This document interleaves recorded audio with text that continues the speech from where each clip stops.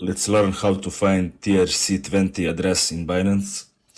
I will show you this tutorial on PC, but you can follow up with any other device, such as your phones, because method is very similar.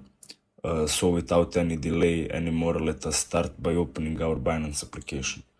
To do that, we will first go to wallet. You can click wallet on here, or you can go all, wallet, and then click on fiat and spot, or deposit and withdraw. Now you'll have to click on this deposit button and click on deposit crypto. This will open a whole new tab.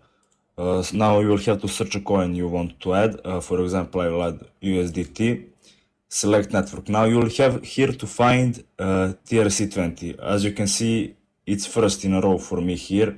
Maybe it won't be for you. You can just search down if you don't know where it is.